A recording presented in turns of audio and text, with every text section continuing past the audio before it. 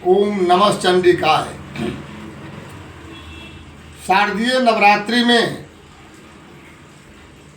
षष्ठी तिथि को शाम में बिल्व वृक्ष की अवश्य पूजा करें। आइए विस्तार से जानें। आज दिनांक 27 सितंबर 2025 दिन शनिवार को पंचमी तिथि है और आज ही शाम में षष्ठी तिथि का भी भोग हो रहा है, यानी शाम बेला में षष्ठी तिथि है। कल शाम बेला में षष्ठी तिथि नहीं रहेगी।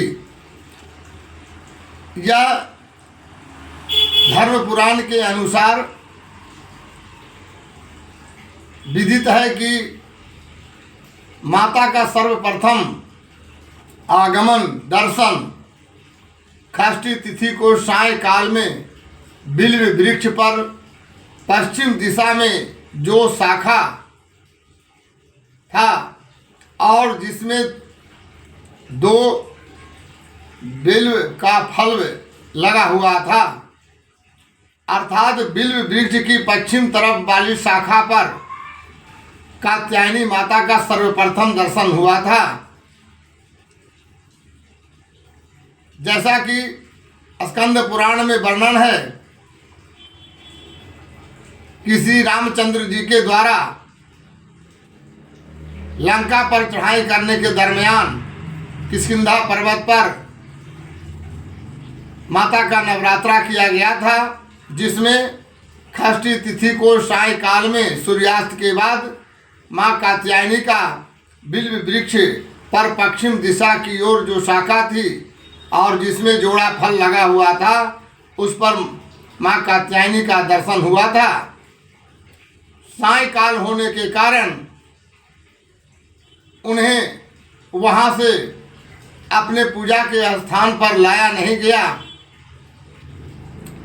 और सिंदूर, सुगंधित तेल और हल्दी से उन्हें निमंत्रण दिया गया और दूसरे दिन सप्तमी तिथि को वहां से उन्हें पूजा के स्थान पर लाकर प्राण प्रतिष्ठा इत्यादि किया गया।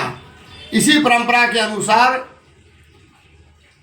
आज सायंकाल षष्ठी तिथि व्याप्त होने के कारण सायंकाल में बिल्व वृक्ष की पूजा पंचोपचार विधि संभवतः गाजा बाजा शंख ध्वनि इत्यादि के साथ करें और पश्चिम दिशा की ओर जो शाखा हो, यदि उसमें बिल्व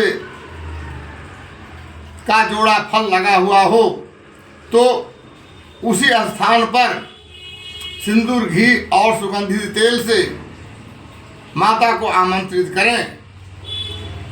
आमंत्रित करने के बाद सप्तमी तिथि को सप्तमी और मूल नक्षत्र के अनुसार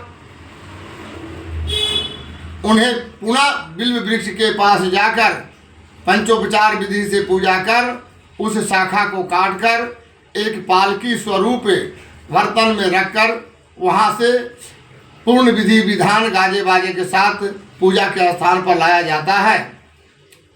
निष्कर्ष रूप में यह जाने कि आज षष्ठी तिथि को शाम में बिल्व वृक्ष की पूजा अवश्य करें। बिना बिल्व वृक्ष की पूजा किए नवरात्रि काल में माता को आवाहन करना और अपने स्थान पर लाना प्राण प्रतिष्ठा आदि अधूरा रहता है। धन्यवाद।